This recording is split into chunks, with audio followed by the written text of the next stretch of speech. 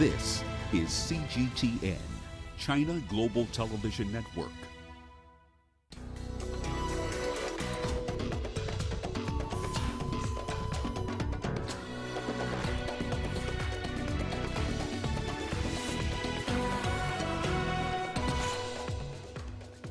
Tunisia gets its first ever female prime minister.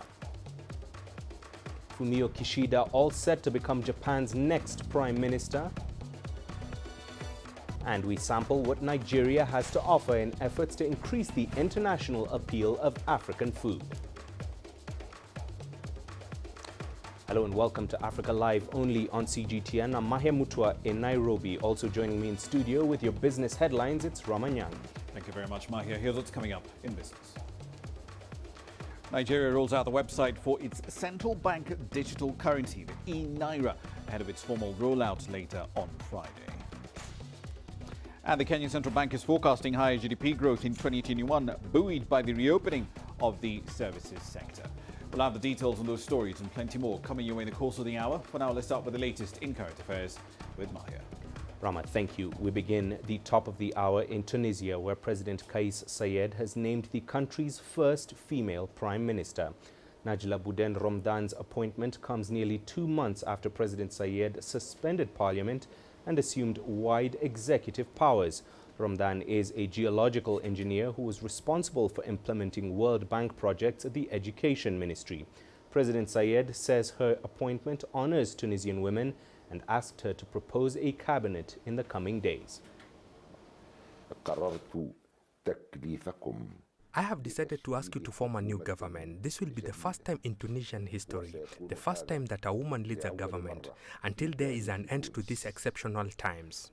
We will work together, God willing, in the future with great and firm determination to put an end to corruption and to put an end to the chaos that has taken over the state in various institutions, political, economic, social, and others. Najla Bouden becomes Tunisia's 10th prime minister since 2011. She holds a PhD in geology and is a higher education professor at the National School of Engineering in Tunis. Bouden currently serves as the World Bank's Program Implementation Officer at the Ministry of Higher Education. In 2016, she was the head of the Unit of Management by Objectives for the implementation of the Higher Education Reform Project. In 2011, she was appointed the Director General in charge of quality at the Higher Education Department. On July 25th, Tunisian President Kais Saied decided to sack the Prime Minister, freeze Parliament and lift MPs' immunity. More than 2 months later, the new Prime Minister is now in charge of forming the first woman-led government in the history of Tunisia. Najla Bouden and her cabinet will face several economic, social, health and security challenges as they begin working, and will also be tasked with fighting against corruption in the North African nation. Adnan Shawishi, CGTN, Tunis. Well, let's delve into this appointment in greater detail now. Joining me now from Tunis is Tarek Kahloui. He is a political analyst and associate professor at the Mediterranean School of Business. Tarek, thank you for joining us tonight. Criticism has been growing against the Tunisian president's continued hold on executive power there. What do you make of the timing of this appointment of the new prime minister? Well, it's clear that President Saied is trying to take control of executive power. He actually introduced a presidential decree that would actually replace the clauses in the Constitution of 2014 that would actually limit his power as a president, and he provided himself with more prerogatives, which makes him basically overseeing the role of the head of government, the prime minister. In this case, he basically prepared the legal framework so that he can control the executive power. And that's why he took some time after July 25 when he decided his decisions on the basis of activating Article 80 of the Constitution. So yes, so it's his consolidating basically his executive power, and the prime minister is going to basically serve as an executive basically director of the government rather than as a head of government. Now, obviously, the choice of a female prime minister, the first female prime minister in the country, is also breaking new political ground for Tunisia. What challenges then lie ahead for Najla Bouden? Well, certainly she's going to be the first head of government in Tunisian history. Some even say the first head of government in the Arab world, and that's something that's a milestone. But certainly the challenges are very high, are very difficult, and especially economic and social challenges. We have a huge budget deficit. We're going to have negotiations with the IMF very soon with regards to how the Tunisian government is going to deal with the budget deficit, with wages, with the social, basically state-owned companies. These are big issues, and Najla Bouden is going to certainly face very soon major questions, and she has to answer. But according to the small constitution, basically the presidential decree that replaces the constitution, it's President Kais Saied who's really responsible of the policies of the government, not Mrs. Najla Bouden. And looking ahead, Tariq, then are we likely then to see a quick return of constitutional order in Tunisia on the back of this appointment?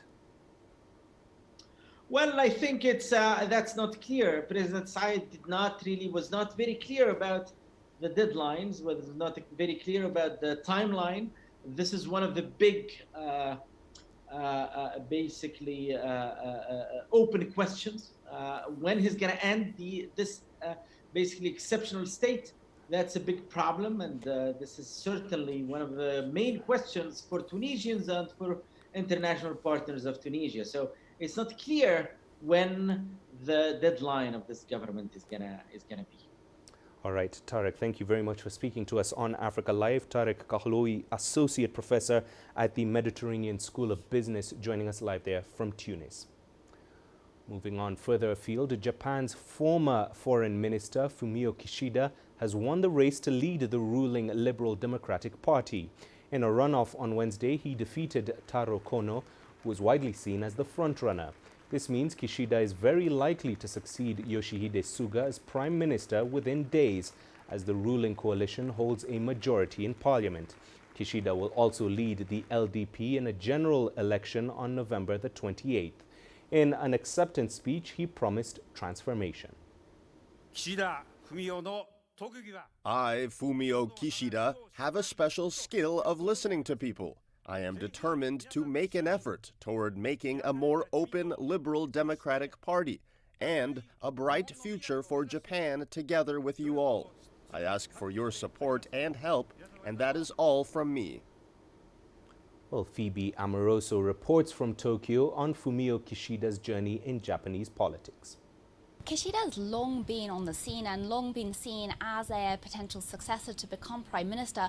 He was first elected in 1993. He spent nearly 5 years as Foreign Minister. And indeed, last year, when it came to the LDP race after Abe stepped down due to health problems, he was the runner-up compared to Suga. However, analysts say that we should not necessarily see his victory this time round as a vote of confidence, particularly in his leadership, but rather a vote against Taro Kono, who was the main contender. Now, Kono was seen as a bit of a maverick, as a reformist, and he had some views that some of the more traditional conservative lawmakers could not really accept. For example, Kono said that he was in favor of same-sex marriage and for couples to have separate surnames, whereas Kishida has said he'd not quite reached that point, or he would consult on the issue of surnames, so taking a much more cautious stance. Kono, equally, when he was defense minister, unilaterally decided to cancel a missile program, and that did not go down very well. So when it comes to Kishida, he's definitely seen as a safe pair of hands. He's positioning himself very much, as we just heard, as someone who listens to the people and will be working for the people. He's also seen to be tackling income inequality, and he's critiqued what he calls neoliberal policies and says that he's looking forward to making a more equal Japan after years of sitting in the shadows, as it were, waiting for his moment. It might be that his moment has finally come. Well, still on the developments in Japan, the question of what Japan and Africa relations will be like under Kishida's leadership is definitely bound to spark a lot of interest here on the continent. Earlier on, we talked to Sami Hamdi, the managing director of a global risk and intelligence company. Here are his thoughts on the issue. I think Japan is very much involved in Africa and providing necessary loans, in providing financial facilities through which to help build institutional infrastructures. But I think that the reality is that Japan continues to suffer the same problems that it traditionally has over the past decade, which is an inability really to fully understand the different cultures, an inability to really understand how business practices take place, an inability to really trust what is taking place on the ground. They are less pragmatic, less shrewd perhaps than the Chinese are in operating in Africa. I think that Kishida won't necessarily change much. I do think that there are a number of institutions such as JICA, such as other institutions that are dedicated towards trying to promote trade with Africa, trying to promote development in Africa. Japan is very generous in the financial loans that it gives in order to build infrastructure. I think Japan is very much interested in taking advantage of the opportunities that Africa presents, but I think it remains hamstrung by its own limitations with regards to its lack of knowledge of the terrain and its inability to date to find any real resolution to that. But I do think that is changing slightly. I do think that is improving. But the direct answer to your question is we are going to see more of the same, perhaps even increased engagement and a desire to get Japan further involved in the opportunities that Africa presents. Well, it's time for us to take a quick break. Still ahead on Africa Live. China dispatches the first batch of humanitarian aid it pledged to Afghanistan. And we sample what Nigeria has to offer in efforts to increase the international appeal of African food. You don't find the stories of North Africa by sitting on the sidelines. You've got to get out, go there, and you'll find them. In the bazaars of Casablanca, among the crowds in Cairo, who come to visit Cairo, the ancient capital of Egypt. Along the waters of the Nile, along the sands of the Sahara. No one else will take you where we can in North Africa. No one else will show you what it's all about. CGTN, see the difference.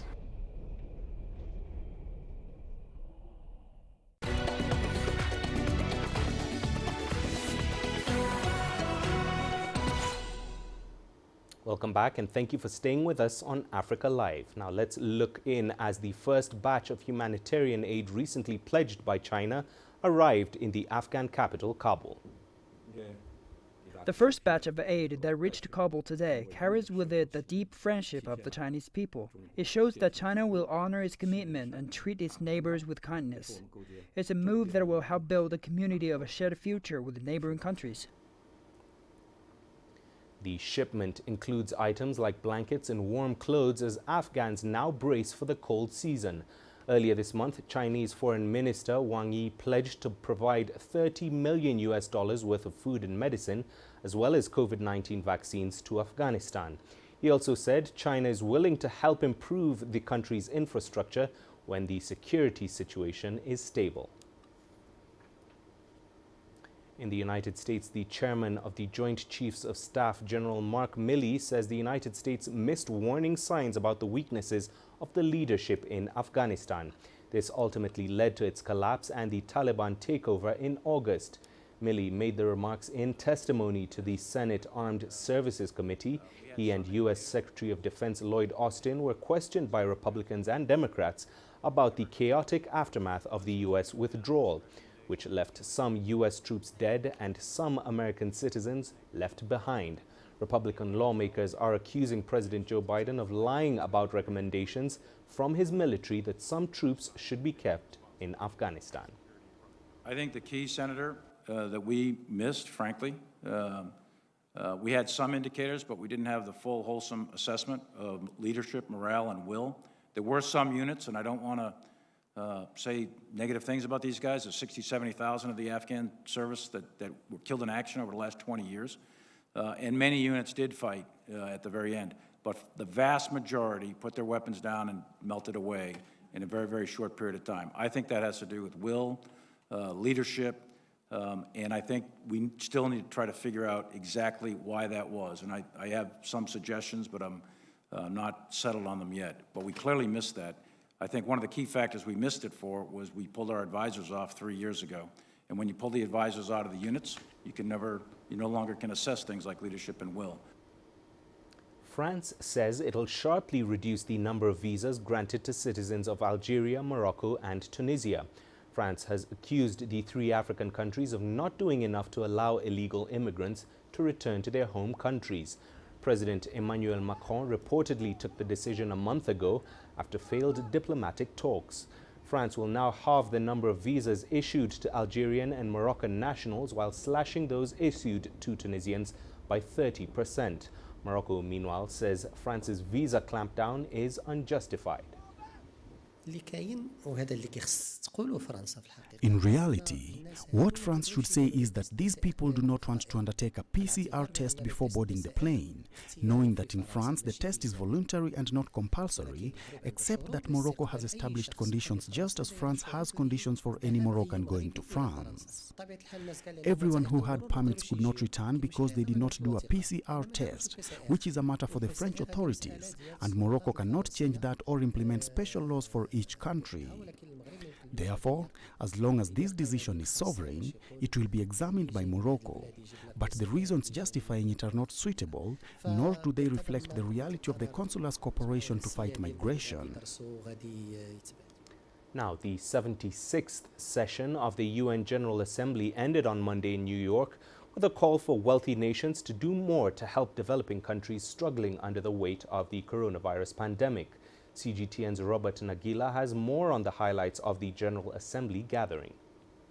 While presenting a new policy on jobs and poverty eradication at a virtual high-level meeting with world leaders and international organizations, UN Secretary-General Antonio Guterres called for more assistance for developing countries. The UN chief told participants that uneven recovery from the COVID-19 pandemic was eroding trust between the developed and developing world. Developed countries' access to vaccines has allowed economies to reopen, while stimulus payments and investments herald projected growth of 5 or 6% this year.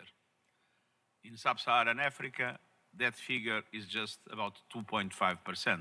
Speakers at the event warned that the prevailing situation could lead to global instability if not corrected. The exact opposite of leaving no one behind, the contrary of building back better, an abandonment of the commitments of the 2030 Agenda, a world of heightened inequality, poverty, instability, and conflict.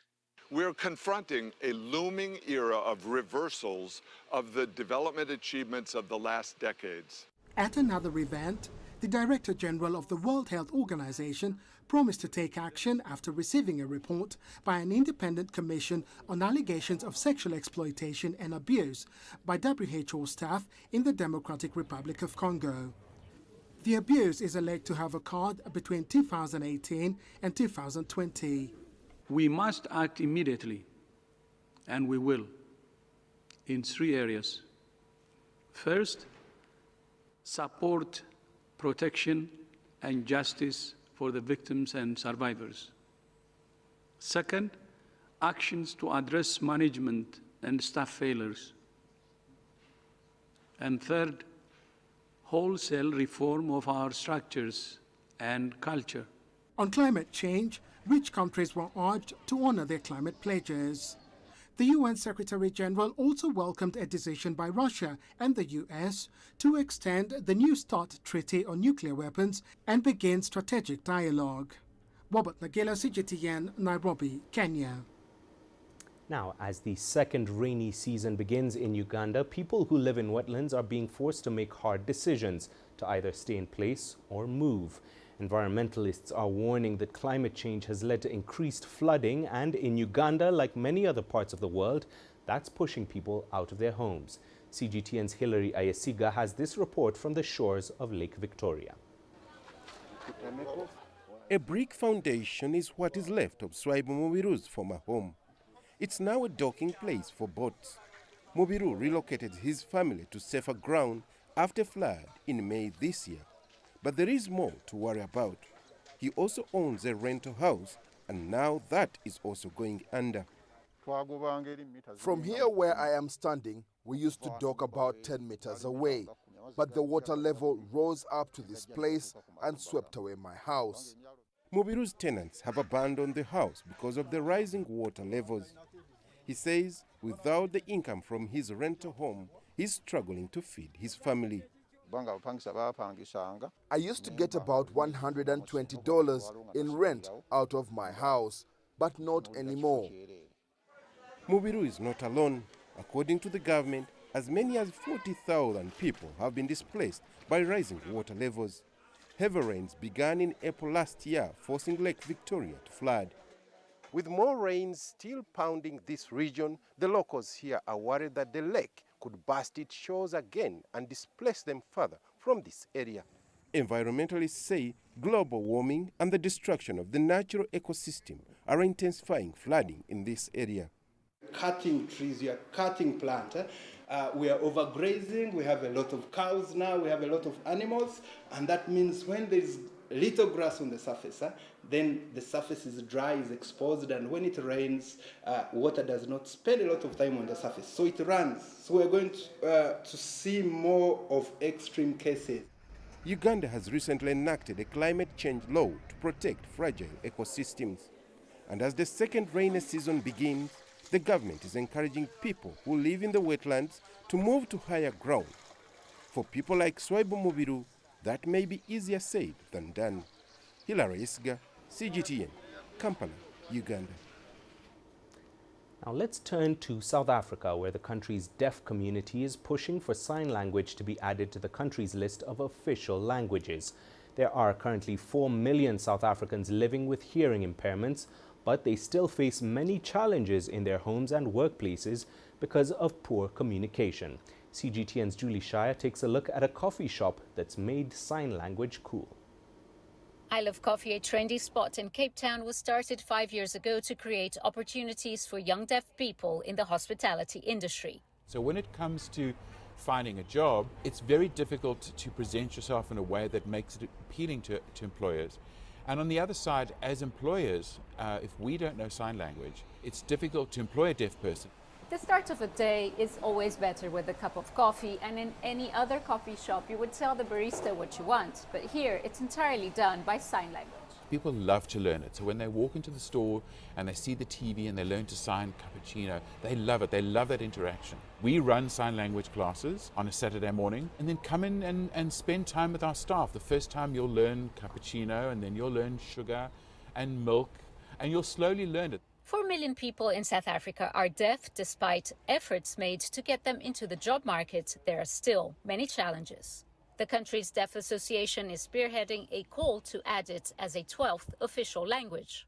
We need to get everyone in all spheres of government to really understand the importance of sign language, and that's why we're having this day, to celebrate this day and also to raise an awareness why our language is so important.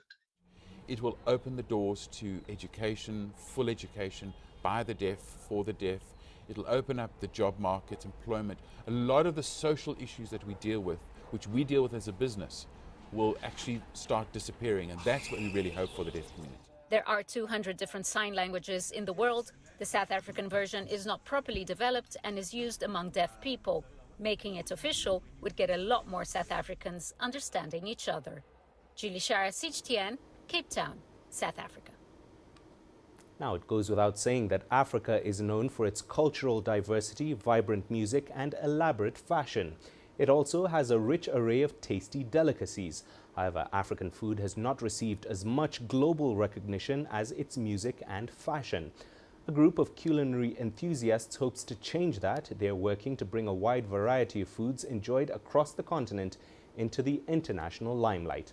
CGTN's Kelechi Emekalam now reports. It's the African Food and Drinks Festival in Nigeria's capital, Abuja, and thousands of food lovers from across the world are here to savor the tastes of some African meals. The festival features over 50 vendors from across Africa, including those from Senegal, Ethiopia, Ghana, and Nigeria. There's a wide variety of cuisine on offer here. We brought masa here today. It's a Nigerian delicacy from the north. It's one of the most important delicacies of the north. It's paired with mian taushe. Chabujan is very nutritious because it contains lots of vegetables. Most people have not seen them before, so they are really interested in it. I have starch. Starch is made from cassava. I have baga soup. It's made up from palm fruits. And I have owo soup. West Africa, everybody knows about kuli kuli. Yes, so we're trying to make it an international snack. Kuli kuli is mainly made out of peanuts. Lots of food connoisseurs and lovers are eager to treat their taste buds to a variety of dishes. If you ask me how they prepare this, I don't know, but I just love eating it. African food is it, really. And our food is healthy. And spicy. African food is something you should try. Beyond the unique taste of African cuisines, they're a unifying force across the continent and speak volumes of its diversity of rich cultures. African music and fashion have gained massive traction across the globe, but the food hasn't received as much exposure, and this is what organizers here are looking to change. The aim of the event is to celebrate Africa. And one of the best ways to celebrate Africa is through its culture and food. From the ancient times, our food has been medicinal. The black culture, the black communities around the world, this is what our ancestors have been eating. This is what has made them to live longer than a lot of people. Traditional African diets are largely made using locally grown plants, including tubers, seeds, grains, and roots. And they can be flexibly prepared to meet the much desired individual dietary needs. Food enthusiasts here believe that African cuisines can generate much-needed export revenues while satisfying the appetites of many across the world. Kelechi Emekalam, CGTN Abuja, Nigeria. Now let's take you back to Uganda as the country revamps some of its World Heritage sites to boost local tourism revenues. Government figures show that tourism revenues dropped by 73% in the last 2 years because of the coronavirus pandemic. Here once again is CGTN's Hilary Ayesiga from Kampala. Restoring the Kasubi royal tombs. The World Heritage Site was partially destroyed by fire in March 2010, but it's now being restored to its former glory. Created and designed with natural materials, the tombs reflect the historical, traditional and spiritual values of the Baganda people. The history of Uganda starts with Mutesa. So many people come here to learn about the history of Uganda and those who participated in nation building. The heritage site was formerly a palace for the king of Buganda, but it was later converted into a royal burial ground. This is one of the key cultural symbols for the Baganda people. 4 kings were buried in here, and the locals occasionally come here to perform rituals in respect for the fallen kings. Before the fire, the site attracted more than 30,000 visitors annually. Authorities say the tombs will be open to the public in 5 months. When you go in the site there, it's quite amazing, and that is why it is a must visit for anybody. If you come to Uganda and you have not visited the Kasubi tombs, I pity those who have been coming when we have been reconstructing it. You cannot say that you have visited Uganda.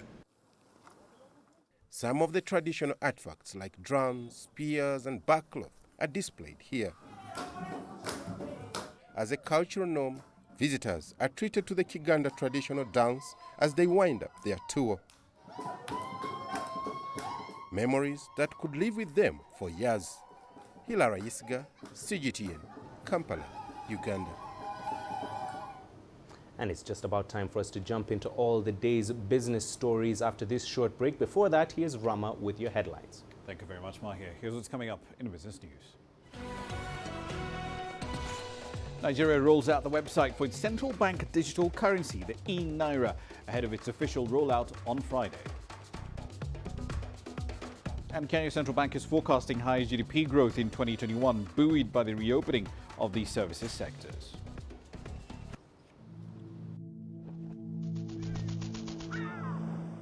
How will your world change today? What happens here? What happens there? Or what you make happen for yourself? If it matters to you, it matters to us too. Your stories are the stories that need to be told. Africa Live. Find your voice.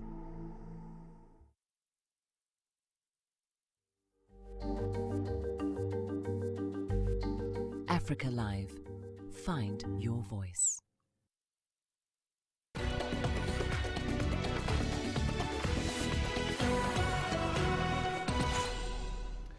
Welcome back. Let's head over to Nigeria. Authorities over there are getting ready for the pilot launch of the country's new digital currency, the e-Naira, on the 1st of October.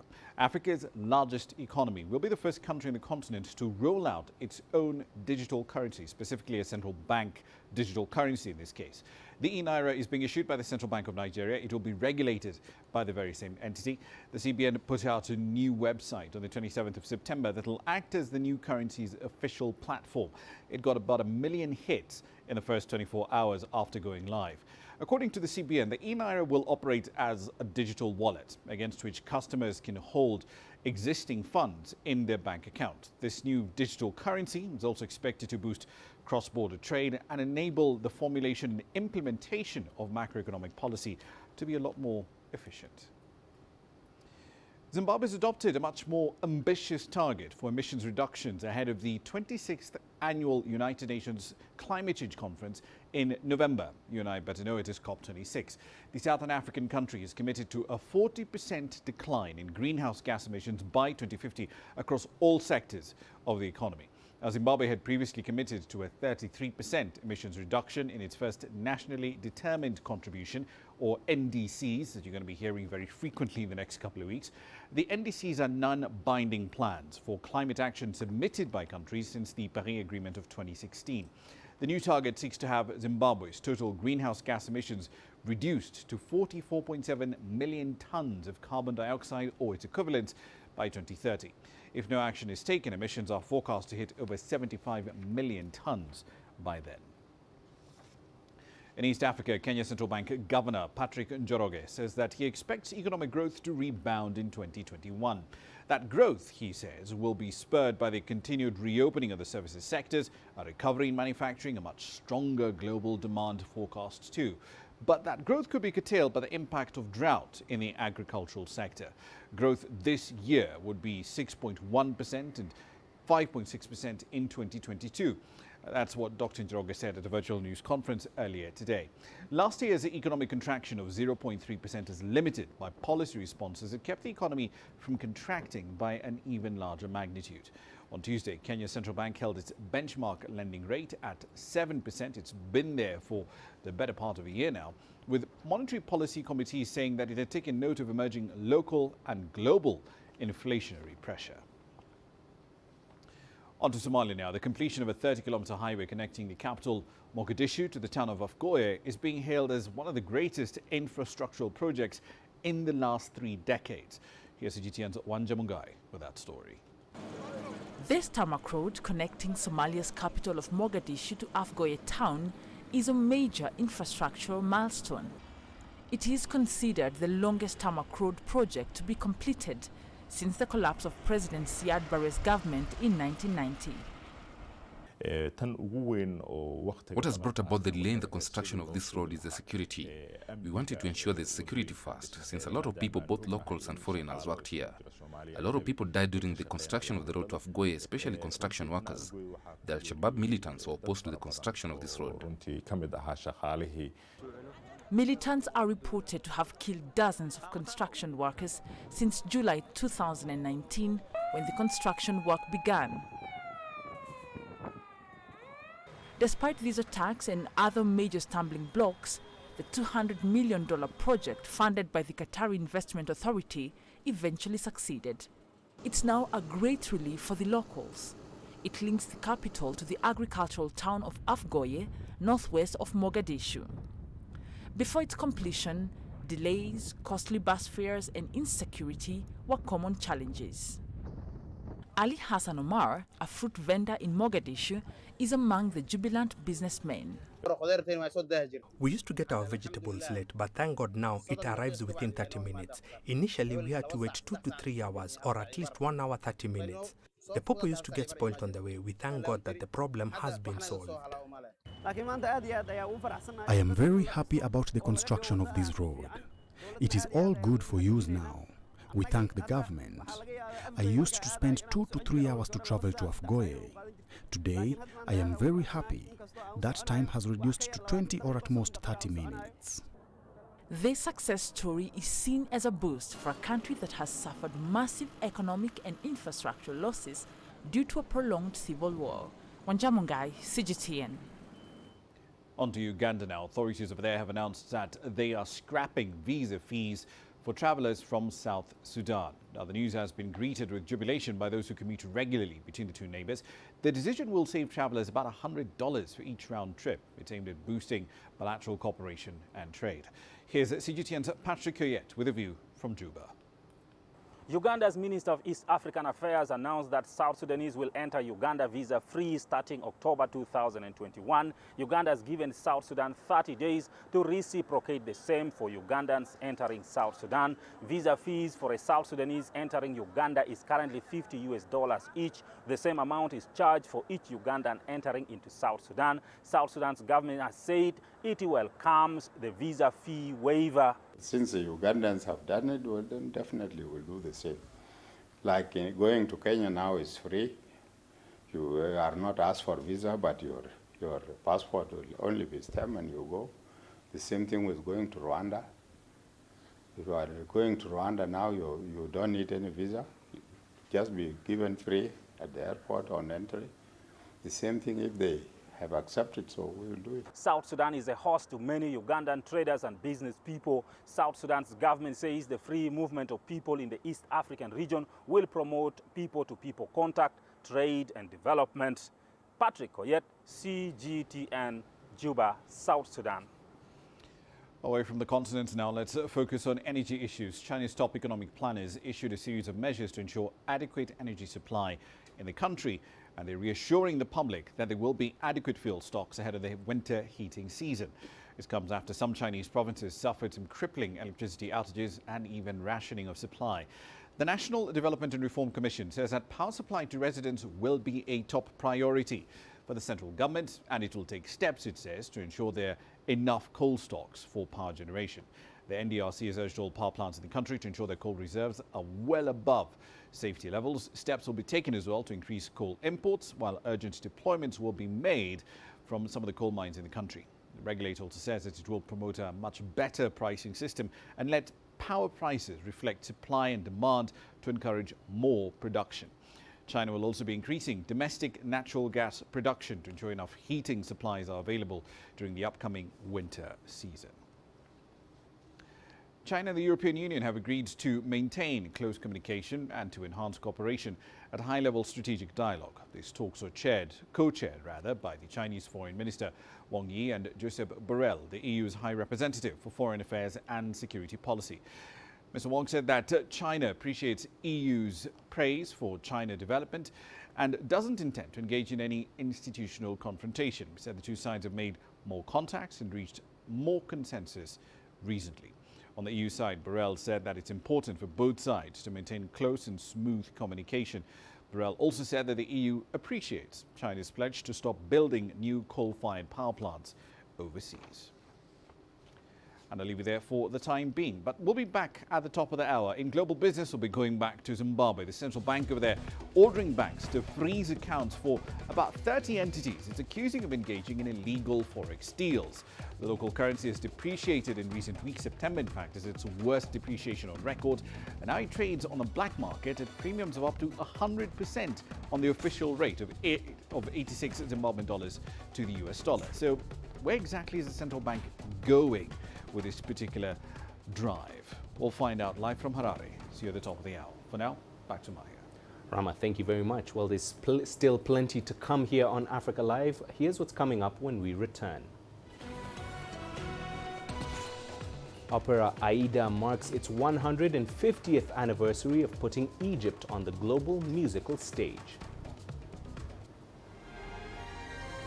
The greatest journeys, the greatest sights, the greatest adventures. Here in Qanater, this weir allows the locals to walk on water. We're far more than just TV news. We're your passport to the wonders of Africa. To bring you stories of struggle, survival and hope.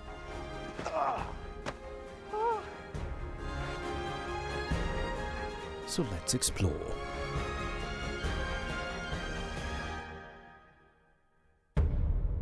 CGTN. See the difference.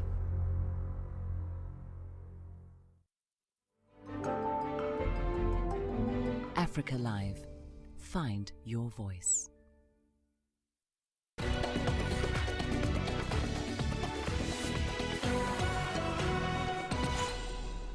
Welcome back. Now, the Egyptian Opera House has celebrated the 150th anniversary of Opera Aida. Stars from Egypt, Italy and Bulgaria were all part of the event. Opera Aida, which was created by the Italian musician Verdi, was the main attraction during the inauguration of the Suez Canal back in 1871. Since then, it's remained a globally acclaimed event. Adel Mahroui has more details. In Cairo Opera House, an ancient Egyptian temple was built to prepare the audience for the journey through time they're about to experience.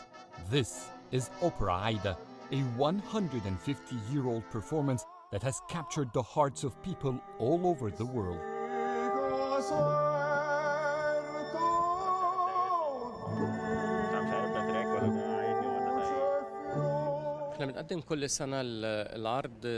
Every year, the performance is presented in a vision and a production which we don't usually change. This year we changed it a lot. It used to be held in the main hall, which is very well equipped. This time, however, to maintain distancing, the theatre underwent changes. So now we don't have the usual setup, and that made us innovate a bit. We've made a 3D digital design so that we can display graphics on large LED screens on stage. This is a wonderful anniversary that highlights the history of opera art in Egypt.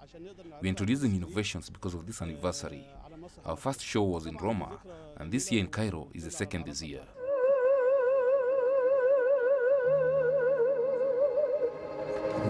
Like everything in the world, the COVID-19 pandemic has also changed Opera Aida's annual rituals.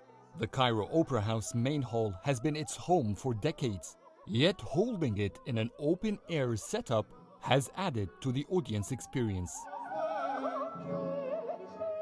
I'm currently loving the show so much. The difference between this year's show and the previous year's show is significant because of COVID, of course. I've been hearing a lot about Opera Aida since I was born, but this is like my second time. We are now up to the celebration of this great masterpiece of Verdi and of opera. And we, as Italian Cultural Institute, participated in the preparation of this presentation here. Tonight, also something that gives an atmosphere of festivity, it's the fact that it's open-air presentation. So open air, you feel like, you know, it's summer, we are enjoying the nice weather, so it gives something different. But Aida is eternal. It's a masterpiece that is being represented all over the world thousands and thousands of times.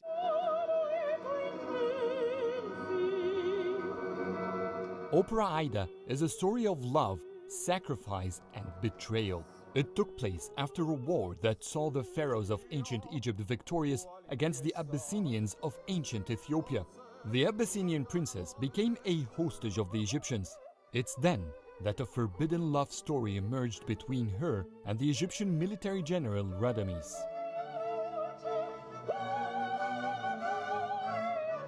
احنا عايدة دي بالنسبة لنا احنا لأن دي الأوبرا الخاصة بتاعتنا اللي كتبت لنا مخصوص. To us, Aida is a special opera.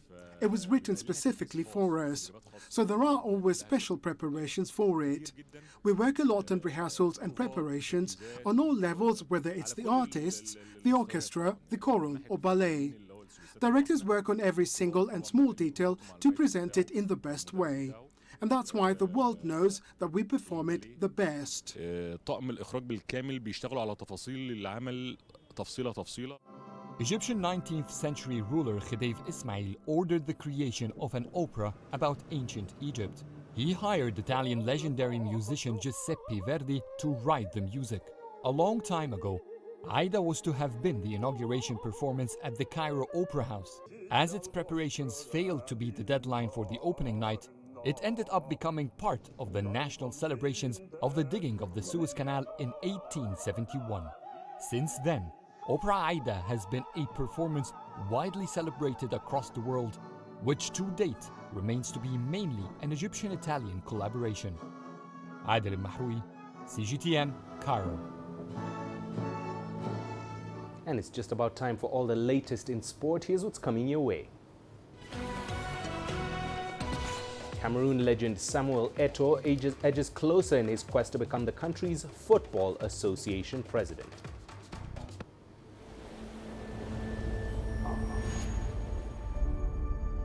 How would you create your legend? On the fields, on the tracks,